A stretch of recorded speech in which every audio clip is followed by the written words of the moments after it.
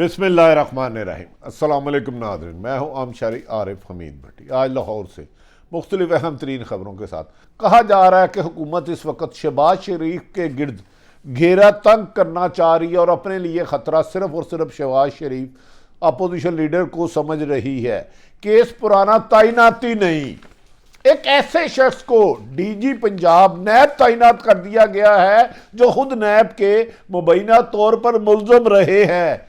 इस तमाम हकीकत पर आपको हकायक बताएंगे कि क्या आने वाले दिनों में सियासी टेम्परेचर के साथ साथ अखलाकियात के जनाजे के साथ साथ कानून का जनाजा भी निकाला जाएगा।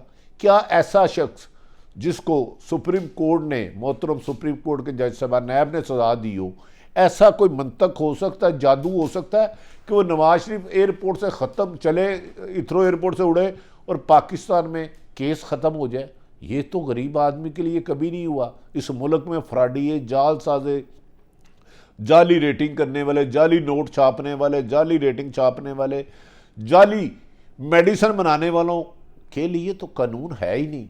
इसीलिए शायद याद सादक इतने खुशी से कह रहे हैं कि नवाज शरीफ वतन अजीज़ में वापस आ रहे हैं, जबकि आज वज़ीर आज़म पाकिस्तान ने अरसा दराज बाद लाहौर में बुलेट प्रूफ शीशे के पीछे खिताब करते हुए आवाम को कहा कि वो कानून की हुक्मरानी चाहते हैं और बल्दियाती इलेक्शन पंजाब का वो जीतेंगे।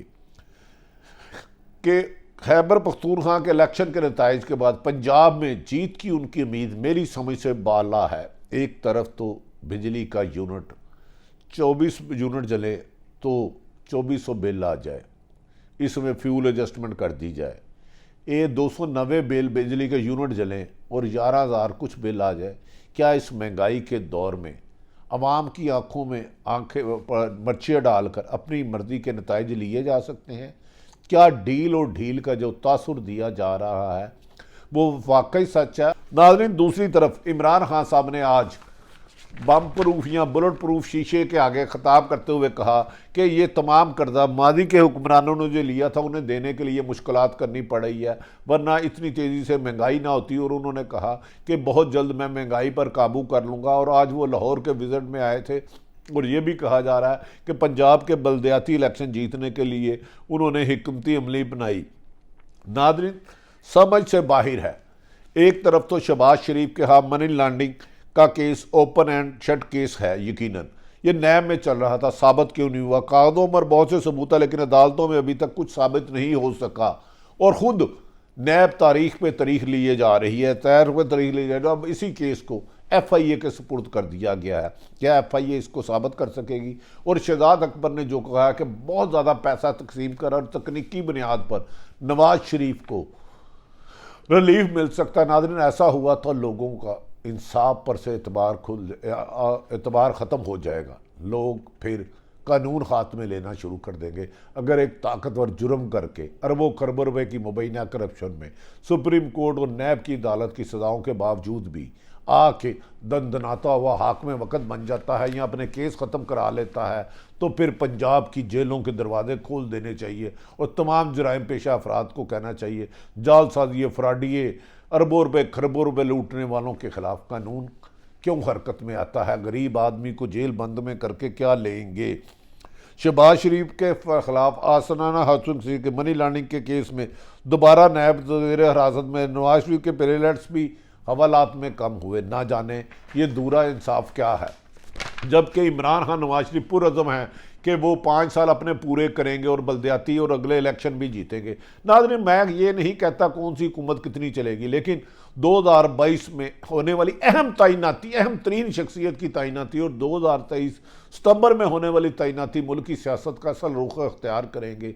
सियासतदान तो अपनी बेहतरी के लिए बातें दावे करते रहते हैं और मुखालफिन को गाली गलोच करते रहते हैं, लेकिन ये फैक्ट्स है कि बाज़ ताकतें पाकिस्तान में जो ना नज़र नहीं आती, उनका किरदार बहुत ज़्यादा अहम होता है और वो किसी भी तरीके से लोगों को रिलीफ देते और इक़्तिदार में लाने और इक़्तिदार से ले जाने का अख्तियार करते हैं। जबकि इस्टेब्लिशमेंट वाज़िया कर चुकी है कि वो मुकम्मल न्यूट्रल है, क्योंकि गैर मुल्की ताकतों की वजह से पाकिस्तान इस वक्त बहुत बड़ी आजमाइश में आ चुका है और इस्टेब्लिशमेंट सिर्फ और सिर्फ मुल्की हिफाजत के लिए आइन और कानून के मुताबिक अपनी खिदमत सर अंजाम दे रही हैं। इसीलिए आप अक्सर सुनते होंगे पाक फौज के अफसर, कप्तान, मेजर, कर्नल और फौजी जवान फ्रंट लाइन पर शहीद हो जाते हैं। हर वक्त दुश्मन भारत और दूसरे दीगर मुल्कों के खिलाफ सीसा पलाई हुई बनी हुई दीवार पाक फौज के अफसर और जवान जो कर्नल रैंक तक होते हैं, बॉर्डर पर खड़े होते हैं, मेरे और आपकी हिफाजत के लिए करते हैं। यकीनन इस अदारे का अगर कोई एक शख्स सियासत में इंटरफेरेंस करता है तो उसे नहीं करनी चाहिए, क्योंकि फ़ौज हमेशा मुल्क की होती है, किसी एक जमात की नहीं होती। और आर्मी चीफ ने बाशगाफ लफ्ज़ों में कहा है कि उन्होंने इस आसफ अली जरदारी के बयान को रद्द किया कि मेरे तरले किए जा रहे हैं कि आके मुल्क को संभालो। उन्होंने कहा है हमने किसी के पास नहीं गए। हाँ, अगर कोई आके मुलाकातें करता है तो पाकिस्तान के मफाद में कोई बात करता है हम सुनेंगे, लेकिन इस्टेब्लिशमेंट ने ये बात वादिया कर दी है कि अदालती मामला अदालतों में हल करें, क्रिमिनल मुकदमा अदालतों में रिलीफ दें और सियासी मामला तो असम्बली में हल करें। फ़ौज को बीच में लाने की, इस्टेब्लिशमेंट को लाने की नाकाम कोशिश ना की जाए। जबकि मौलाना फजलुर रहमान ने खैबर पख्तूनख्वा में इलेक्शन जीतने पर कहा है कि बाज़ लोग न्यूट्रल हो गए हैं, इस वजह से वो जीत गए हैं। नाज़रीन, सियासतदानों की एक ही प्रॉब्लम है, जिस इलेक्शन में ये हार जाते हैं उसे कहते हैं धांधली हुई है, जिसमें जीत जाते हैं उसमें कहते हैं हम ठीक है। ना जाने क्यों कुछ लोग करप्शन और धांधली जब उनके हक में हो तो फ़ायदेमंद है, जब उनके मुखालफ हो तो उसको वाजिबुल कत्ल होने का दे देते हैं। नाज़रीन, शहबाज शरीफ की तरफ कहा जा रहा है कि ताकतवर हलकों से कुछ राब्ते हैं और उन्होंने उनको न्यूट्रल रहने की रिक्वेस्ट की है। इसमें सच कितना, हकीकत कितना, ये तो शहबाज शरीफ साहब जानते हैं या हलके जानते हैं। लेकिन आज DG NAB major Salim Shahzad को तब्दील कर दिया गया है और उनकी जगह वजीर आजम पाकिस्तान के एक खास ब्यूरोक्रेट के करीबी जानने वाले को गालबन ग्रेड 21 के साबिक रिटायर्ड डीएमजी अफसर को तैनात कर दिया गया है डीजी नैब पंजाब। जब ये मोहतरम मज़कूरा जो नए डीजी नैब तैनात हुए हैं पंजाब में, सेक्रेटरी इरिगेशन थे, तो मौजूदा डीजी नैब पंजाब जिन्हें आज मेजर सलीम शहजाद को तब्दील किया गया, जब ये केपीके में तो ये उनके सामने पेश हो चुके हैं नैब के मुल्ज़म के तौर पर। नाज़रीन, समझ में नहीं आती डीजी नैब पंजाब की तैनाती गैर कानूनी तरीके से या गैर अखलाकी तरीके से क्यों हुई। 13-16 की एक सुप्रीम कोर्ट की वाज़ेह डायरेक्शन है, जजमेंट नहीं है कि नैब में भर्ती डायरेक्ट नहीं की जाएगी और FPSC federal board service commission के तहत भर्ती की जाएगी और नैब में आइंदा कोई भी भर्ती पब्लिक फेडरल बोर्ड के मर्जी से नहीं की जाएगी। लेकिन मौजूदा डीजी नैब को 1 साल कॉन्ट्रैक्ट पर भर्ती किया गया है और इसका कहा गया है कि अखबार में इश्तिहार भी नहीं दिए गए। वजीर आजम को 1 साल की समरी तैनात की गई जिस पर उन्होंने इसका हुक्म सादर फरमा दिया। ना समझ में नहीं आता कि इस मुल्क में अगर आपके कोई मुखालफ करप्शन कहे तो वाजिबुल कत्ल है, उसको आप बुरा भला कहते हैं, लेकिन आपका कोई ग्रुप करप्शन करे तो आप उसको ठई कहते हैं। ये साफ़ी हो, जज हो, जनरल हो, सियासतदान हो, कारोबार हो, मजदूर हो, फ़कीर हो, पठान हो, डॉक्टर हो, इंजीनियर हो, पायलट हो, ये सब के लिए है। लेकिन इमरान खान साहब ने तो हमेशा कहा था कि मेरिट पे भर्तियाँ करेंगे, 2 नहीं 1 पाकिस्तान होगा।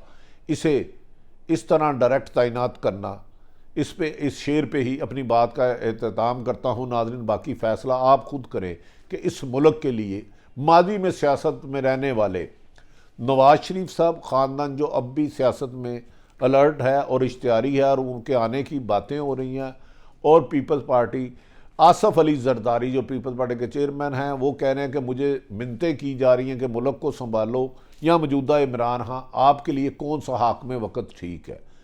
याद रख लें, बढ़ती हुई महंगाई, बेरोज़गारी से ये जो ख़ानदान 3-4 अमीर हैं, 2-3-1% लोग हैं जो अरबपति मालक हैं, खरबों के मालक हैं, उन्हें महंगाई कभी परेशान नहीं करती।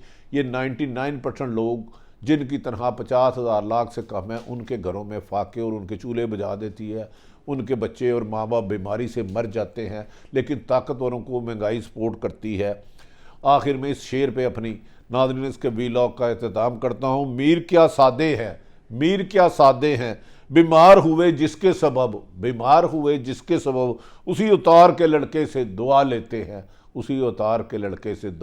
हैं। अगर आवाम जब तक खुद ना जागी और अपने मफाद के लिए खुद फैसले ना किए तो ऐसे ही हुक्मरान आप पर आते रहेंगे जो आपके ही हकूक सलब करके खुद अरब खरबपति बनते रहेंगे। खुदारा बहरूपियों को पहचाने। जालसाज होता है, जाली रेटिंग करने वाला, जाली नोट छापने वाला, जाली इलेक्शन का नताइज करने वाला, जाली डिग्री बनाने वाला, जाली डॉक्टर, जाली मेडिसिन बनाने वाला। इन सब जालसाजों से बचे। और उसके लिए यह है कि हर पाकिस्तानी को पाकिस्तान को अपना घर समझ के चलाना होगा और उसके फ़वाइद के लिए काम करना होगा। अपने इर्द गिर्द वालों का ख्याल रखें। पाकिस्तान जिंदाबाद।